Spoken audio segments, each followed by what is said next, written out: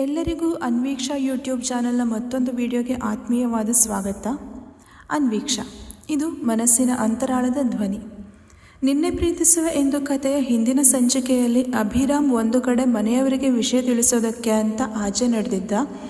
ಇತ್ತ ಅಗ್ನಿಗೆ operation success ಆಗಿದೆ ಅನ್ನೋದರ ಸೂಚನೆಯಾಗಿ ಹೊರಗೆ ಹಸಿರು ದೀಪ ಬೆಳಗಿತ್ತು. ಮುಂದೇನಾಗುತ್ತೆ ಅನ್ನೋದನ್ನು ನಾವು ಇವತ್ತಿನ ಸಂಚಿಕೆಯಲ್ಲಿ ನೋಡಿ ತಿಳಿದುಕೊಳ್ಳೋಣ. ಡಾಕ್ಟರ್ ಆಪರೇಷನ್ ಮುಗಿಸಿ ಆಪರೇಷನ್ ಥಿಯೇಟರ್ನಿಂದ ಹೊರಗೆ ಬಂದಾಗ ಮೈಥಿಲಿ ಅಲ್ಲೇ ಚಡ್ಪಡಿಸ್ತಾನೆ ನಿಂತಿದ್ಲು. ಡಾಕ್ಟರ್ ಹೊರಗೆ ಬಂದಿದ್ದನ್ನು ನೋಡಿ ಅವ್ರ ಹತ್ರ ಹೋಗಿ, ಡಾಕ್ಟರ್, ಅಗ್ನಿಯವರು ಈಗ ಹೇಗಿದ್ದಾರೆ? ಅವರ ಜೀವಕ್ಕೇನು ಅಪಾಯ ಇಲ್ಲ ತಾನೆ ಎಂದು ತಾನೇ ಮುಂದಾಗಿ ಹೋಗಿ ಕೇಳಿದ್ಲು ಮೈಥಿಲಿ. ಅಷ್ಟರಲ್ಲೇ ಅಭಿರಾಮ್ ಕೂಡ ಮನೆಯವರಿಗೆ ವಿಷಯ ತಿಳಿಸಿ ಮೈಥಿಲಿ ಇದ್ದಲ್ಲಿ ಬಂದಿದ್ದ. ಹಾಗೆ ತನ್ನ ಅಗ್ರಜನ ಬಗ್ಗೆ ಕೂಡ ವಿಚಾರಿಸಿದ್ದ. ಅಭಿರಾಮ್ನನ್ನು ಅಲ್ಲಿ ನೋಡ್ತಾ ಇದ್ದಾಗೆ ಡಾಕ್ಟರ್ಗೆ ಇವ್ರು ಯಾಕೆ ಇಲ್ಲಿ ಬಂದಿದ್ದಾರೆ ಅಂತ ಆಶ್ಚರ್ಯವಾಗಿ, ಮಿಸ್ಟರ್ ಅಭಿರಾಮ್ ಭಾರದ್ವಾಜ್, ನೀವೇನಿಲ್ಲಿ ಅಂತ ಕೇಳಿದರು.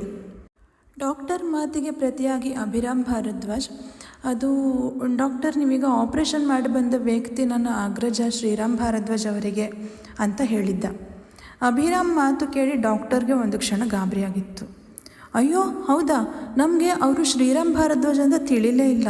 ಯಾಕಂದರೆ ನಾವು ಯಾರೂ ಇದುವರೆಗೂ ಅವರನ್ನು ಸರಿಯಾಗಿ ನೋಡೇ ಇರಲಿಲ್ವಲ್ಲ, ಹಾಗಾಗಿ. ಅದು ಅಲ್ಲದೆ ಇವರು ಅವರನ್ನು ಆಸ್ಪತ್ರೆಗೆ ಅಡ್ಮಿಟ್ ಮಾಡುವಾಗ ಅಗ್ನಿ ಅಂತ ಅವ್ರ ಹೆಸರನ್ನು ಹೇಳಿದರು. ನಮಗೆ ಶ್ರೀರಾಮ್ ಭಾರದ್ವಾಜ್ ಅಂದರೆ ಅರ್ಥ ಆಗ್ತಿತ್ತು, ಅಗ್ನಿ ಅಂದರೆ ಯಾರು ಅಂತ ಗೊತ್ತಾಗಿರಲಿಲ್ಲ ನಮಗೆ. ನಮ್ಮಲ್ಲಿ ನಿಮ್ಮ ಅಣ್ಣನ ರಕ್ತಕ್ಕೆ ಹೊಂದುವಂತಹ ರಕ್ತ ಕೂಡ ಇರಲಿಲ್ಲ. ಇವರೇ ಅವರಿಗೆ ರಕ್ತವನ್ನು ಕೂಡ ಕೊಟ್ಟಿದ್ದರು ಎಂದು ಡಾಕ್ಟರ್ ಹೇಳಿದರೆ ಮೈಥಿಲಿ ಸಣ್ಣ ಮುಜುಗರದಲ್ಲಿದ್ಲು. ಅಭಿಗೆ ಇನ್ನೂ ಗಾಬರಿ ಆಗಿತ್ತು.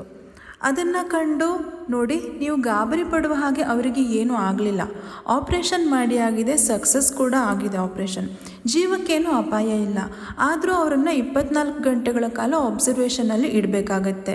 ನೀವೇನು ಚಿಂತೆ ಮಾಡಬೇಡಿ, ಅವ್ರು ಬೇಗ ಹುಷಾರಾಗ್ತಾರೆ ಅಂತ ಡಾಕ್ಟರ್ ಒಂದಿಷ್ಟು ಧೈರ್ಯದ ಮಾತುಗಳನ್ನು ಹೇಳಿ ಹೋಗಿದ್ರು. ಡಾಕ್ಟರ್ ಅಭಿ ಮತ್ತು ಮೈಥಿಲಿಗೆ ಸಮಾಧಾನ ಹೇಳಿ ಅತ್ತ ಸರಿದು ಹೋಗ್ತಾ ಇದ್ದ ಹಾಗೆ ಇಷ್ಟೊತ್ತು ಡಾಕ್ಟರ್ ಮಾತಿಗಾಗಿ ಕಾದು ಕದ್ದು ಕೇಳುತ್ತಿದ್ದ ವ್ಯಕ್ತಿಯ ಕಿವಿಗಳು ಅಗ್ನಿಯ ಜೀವಕ್ಕೇನು ಅಪಾಯವಿಲ್ಲ ಅಂತ ಹೇಳಿದ್ದನ್ನು ಕೇಳಿ ಇನ್ನಷ್ಟು ಕೋಪಗೊಂಡು ಕಣ್ಣಲ್ಲೇ ಕೆಂಡ ಕಾರೋದಕ್ಕೆ ಶುರು ಮಾಡಿದ್ವು. ಪಾಪಿ ಚಿರಾಯು ಅಂತ ಹೇಳ್ತಾರಲ್ಲ, ಹಾಗೆ ಇವನು ಕೂಡ ಬದುಕುಳಿದ್ಬಿಟ್ಟ ಗಟ್ಟಿ ಪಿಂಡ. ಇರಲಿ ಬಿಡು, ಅಗ್ನಿ, ಒಮ್ಮೆ ಸಾವಿನ ಮನೆ ಕದ ತಟ್ಟಿ ಬಂದಿದ್ದೀಯಾ. ಇನ್ನಾದರೂ ನಿನ್ನ ಹಾರಾಟ ಕಡಿಮೆ ಆಗಲಿ. ಆಗದೇ ಇದ್ದರೆ ನಿನ್ನ ಹಾರಾಟ ಕಡಿಮೆ ಮಾಡೋಕ್ಕೆ ಅಂತಲೇ ಆಗಾಗ ಇಂತಹ ಸ್ವೀಟ್ ಟ್ರೀಟ್ಮೆಂಟ್ ಕೊಡೋಕ್ಕೆ ಅಂತಲೇ ನಾನು ಇದ್ದೇ ಇರ್ತೀನಿ. ಇಷ್ಟನ್ನು ಅಗ್ನಿಯ ಮೇಲೆ ಕೆಂಡ ಕಾರುತ್ತಾ ತನ್ನ ಮನಸ್ಸಲ್ಲೇ ಹೇಳಿಕೊಂಡಂತಹ ಆ ವ್ಯಕ್ತಿ ಯಾರಿಗೂ ಕಾಣಿಸಿದ ಹಾಗೆ ತನ್ನ ಮುಖಕ್ಕೆ ಮಾಸ್ಕನ್ನು ಧರಿಸಿ ಗುಟ್ಟಾಗಿ ಆಸ್ಪತ್ರೆಯಿಂದ ಹೊರಗಡೆ ಹೋಗಿ ಆಗಿತ್ತು. ಸಮಯ ಯಾರ ಅಪ್ಪಣೆಯನ್ನು ಕಾಯದೆ ಸಾಗುತ್ತಾ ಇತ್ತು.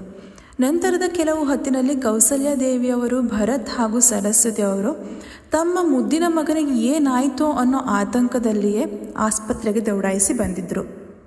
ಮನೆಯವರು ಬಂದಲೇ ಅಭಿರಾಮ್ ಕಂಡತ್ತ ದೌಡಾಯಿಸಿ ನಡೆದು ಅಭಿರಾಮ್ ಬಳಿ ಬಂದು ನಿಂತು, ಅಭಿ, ಏನಾಯಿತು ನಮ್ಮ ರಾಮ್ಗೆ ಎಂದು ಕೌಸಲ್ಯಾದೇವಿಯವರು ಕಣ್ಣೀರಿಡುತ್ತಾ ಆತಂಕದಲ್ಲಿ ಕೇಳಿದರು. ಅಭಿ, ಏನಾಯಿತು ನಮ್ಮ ಶ್ರೀಗೆ? ಅಲ್ಲ ಕಣೋ, ಬೆಳಗ್ಗೆ ಅಷ್ಟೇ ಚೆನ್ನಾಗಿದ್ದ ಅಲ್ವೇನೋ, ಈಗ ನೋಡಿದರೆ ಹೀಗಾಗಿದೆ.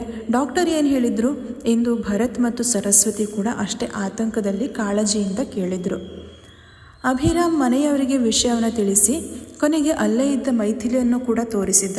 ಮನೆಯವರಿಗೆ ಮೈಥಿಲಿಯನ್ನು ತೋರಿಸಿದ ಅಭಿ ಕೌಸಲ್ಯಾದೇವಿಯವರ ಕೈ ಹಿಡಿದುಕೊಂಡು, ಅಮ್ಮ, ಚಿಕ್ಕಿ, ಇವರೇ ಅಗ್ರಜನನ್ನು ಆಸ್ಪತ್ರೆಗೆ ಕರ್ಕೊಂಡು ಬಂದು ಸೇರಿಸಿದ್ದು, ಅಲ್ಲದೆ ಅವರಿಗೆ ರಕ್ತ ಕೂಡ ಕೊಟ್ಟಿದ್ದಾರೆ ಎಂದು ಹೇಳಿದ್ದ. ಕೌಸಲ್ಯಾದೇವಿಯವರು ಒಮ್ಮೆ ಮೈಥಿಲಿಯನ್ನೇ ನೋಡಿದರು. ಅವಳ ಮೈ, ಬಟ್ಟೆ ಎಲ್ಲ ರಕ್ತಮಯವಾಗಿತ್ತು. 10 ಕಣ್ಣುಗಳು ಕೆಂಪಾಗಿದ್ದವು. ಅವಳ ಬಳಿ ಹೋಗಿ ಕೈ ಮುಗಿದು, ನನ್ನ ಮಗನ ಪ್ರಾಣ ಉಳಿಸಿದ ದೇವತೆ ಕಣಮ್ಮ ನೀನು. ನೀನು ಈ ಋಣವನ್ನು ಹೇಗೆ ತೀರಿಸಬೇಕು ಅಂತಲೇ ನನಗೆ ತಿಳಿತಾ ಇಲ್ಲ.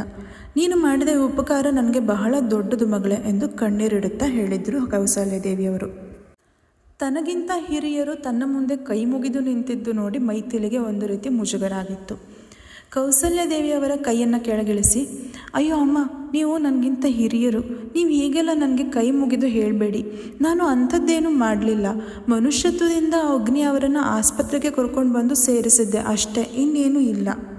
ನೋಡಿ, ನೀವು ಕಣ್ಣೀರು ಹಾಕಬೇಡಿ, ಅವರಿಗೆ ಏನೂ ಆಗಲ್ಲ. ಆದಷ್ಟು ಬೇಗ ನಿಮ್ಮ ಮಗ ಹುಷಾರಾಗಿ ಮೊದಲಿನ ಹಾಗೆ ಆಗ್ತಾರೆ. ಸಮಾಧಾನ ಮಾಡ್ಕೊಳ್ಳಿ ಅಮ್ಮ ಎಂದು ಮೈಥಿಲಿ ಕೌಸಲ್ಯಾದೇವಿಯರಿಗೂ ತನಗೆ ತಿಳಿದ ರೀತಿಯಲ್ಲಿ ಸಮಾಧಾನವನ್ನು ಮಾಡಿದ್ಲು. ಇಷ್ಟು ಹೊತ್ತು ಸರಸ್ವತಿಯವರು ಮೈಥಿಲಿಯ ಮಾತನ್ನು ಕೇಳ್ತಾ ಅವಳನ್ನೇ ನೋಡ್ತಾ ನಿಂತಿದ್ರು. ಮೈಥಿಲಿ, ನಿಂಗೂ ಹಣೆಗೆ ರಕ್ತ ಬರ್ತಾ ಇದೆಯಲ್ಲಮ್ಮ, ಏನಾದರೂ ಪೆಟ್ಟಾಗಿದೆಯಾ ನಿನಗೆ ಎಂದು ಕೇಳಿದರು. ಅವಳ ಹಣೆ ಮೇಲೆ ಇದ್ದ ರಕ್ತವನ್ನು ನೋಡಿ ಸರಸ್ವತಿಯವರು ಈ ರೀತಿಯಾಗಿ ಕೇಳಿದರು. ಇದುವರೆಗೂ ಯಾರೂ ಕೂಡ ಅವಳ ಹಣೆ ಮೇಲಿರೋ ರಕ್ತವನ್ನು ಗಮನಿಸಿರಲಿಲ್ಲ. ಸ್ವತಃ ಮೈಥಿಲಿಯ ಅರಿವಿಗೂ ಕೂಡ ಬಂದಿರಲಿಲ್ಲ ಅದು. ಸರಸ್ವತಿಯವರ ಮಾತಿಗೆ ಮೈಥಿಲಿ ಒಮ್ಮೆ ತನ್ನ ಹಣೆಯನ್ನು ಮುಟ್ಟಿ ನೋಡಿಕೊಂಡ್ಳು. ರಕ್ತ ಅದಾಗಲೇ ಒಣಗಿ ಹೋಗಿತ್ತು. ಆಗಲೇ ಅವಳಿಗೆ ಜ್ಞಾನೋದಯವಾಗಿದ್ದು. ಅದು ಮೇಡಮ್, ಅಗ್ನಿ ಅವರನ್ನು ಕರ್ಕೊಂಡು ಬರೋವಾಗ ಎಲ್ಲೋ ತಾಗಿರಬೇಕು ಅಷ್ಟೆ, ನನಗೇನೂ ಆಗಿಲ್ಲ, ನಾನು ಹುಷಾರಾಗಿದ್ದೀನಿ ಎಂದು ಮೆತ್ತಗೆ ಹೇಳಿದವಳು ಏನನ್ನು ನೆನಪು ಮಾಡಿಕೊಂಡಿದ್ಲು. ಅಗ್ನಿಯನ್ನು ಆ್ಯಂಬುಲೆನ್ಸಲ್ಲಿ ಕರ್ಕೊಂಡು ಬರುವಾಗ ತನ್ನ ಮಡಿಲಲ್ಲಿ ಅವನನ್ನು ಮಲಗಿಸ್ಕೊಂಡು ಅವನ ಕೈ ಹಿಡಿದು ಎಚ್ಚರ ಇರುವಂತೆ ಕೇಳ್ಕೊಳ್ಳುವಾಗ ಅಗ್ನಿ ಕೈಯನ್ನು ತನ್ನ ಹಣೆಗೆ ಒತ್ತಿಡ್ಕೊಂಡು ಕುಳಿತಿದ್ಲು ಮೈಥಿಲಿ. ಅಗ್ನಿ ಕೈಗೆ ಅಂಟಿದ್ದ ಅವನ ರಕ್ತ ಆ ಸಮಯದಲ್ಲಿ ಸಿಂಧೂರದ ರೀತಿಯಲ್ಲಿ ಮೈಥಿಲಿ ಹಣೆ ಮತ್ತು ಬೈತಲೆಯನ್ನು ಅಲಂಕರಿಸಿ ಕುಳಿತಿತ್ತು. ಆಗಲೇ ಮನೆ ಸೇರಿದ್ದ ಮೈಥಿಲಿಯ ತಂದೆ ಶ್ರೀನಿವಾಸ್ ಪಂಡಿತರು ಮತ್ತು ಅವಳ ತಮ್ಮ ಭಾರ್ಗವ ಇಬ್ಬರಿಗೂ ಗಾಬರಿಯಾಗಿತ್ತು. ಮಗಳು ಇಷ್ಟು ಹೊತ್ತಾದರೂ ಇನ್ನೂ ಮನೆಗೆ ಬರಲೇ ಇಲ್ವಲ್ಲ ಅನ್ನೋದು ಅವರ ಗಾಬರಿಗೆ ಕಾರಣವಾಗಿತ್ತು. ಭಾರ್ಗವ ಮತ್ತು ಶ್ರೀನಿವಾಸ್ ಪಂಡಿತರು ಇಬ್ಬರು ಒಬ್ಬರಾದ ಮೇಲೆ ಒಬ್ಬರಿಗೆ ಮೈಥಿಲಿಗೆ ಫೋನ್ ಮಾಡ್ತಾನೆ ಇದ್ದರು.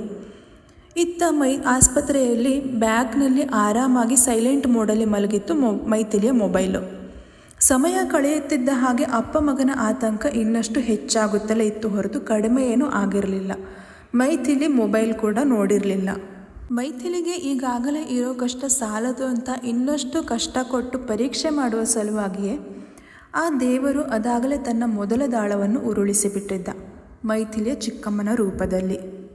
ನಿನ್ನೆ ಪ್ರೀತಿಸುವ ಎಂದು ಕಥೆಯ ಇವತ್ತಿನ ಸಂಚಿಕೆ ನಿಮಗೆಲ್ಲ ಇಷ್ಟವಾಯಿತು ಎಂದು ಭಾವಿಸುತ್ತೇನೆ.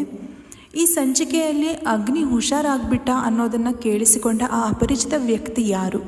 ಅಗ್ನಿಯ ಮೇಲೆ ಅವನಿಗೆ ಅಂತಹ ದ್ವೇಷ ಏನು? ಮೈಥಿಲಿಗೆ ಅವಳ ಚಿಕ್ಕಮ್ಮನ ರೂಪದಲ್ಲಿ ಇನ್ನೆಂತಹ ಕಷ್ಟಗಳು ಬಂದು ಒದಗಬಹುದು? ಇದನ್ನೆಲ್ಲ ನಾವು ಮುಂದಿನ ಸಂಚಿಕೆಯಲ್ಲಿ ನೋಡೋಣ. ಇವತ್ತಿನ ಈ ಸಂಚಿಕೆ ನಿಮಗೆಲ್ಲ ಇಷ್ಟವಾಗಿದ್ದಲ್ಲಿ ದಯವಿಟ್ಟು ಲೈಕ್ ಮಾಡಿ, ಕಮೆಂಟ್ ಮಾಡಿ, ಶೇರ್ ಮಾಡಿ. ಹಾಗೆ ಅನ್ವೀಕ್ಷಾ ಯೂಟ್ಯೂಬ್ ಚಾನಲನ್ನು ತಪ್ಪದೇ ಸಬ್ಸ್ಕ್ರೈಬ್ ಮಾಡಿಕೊಳ್ಳಿ. ಧನ್ಯವಾದಗಳು.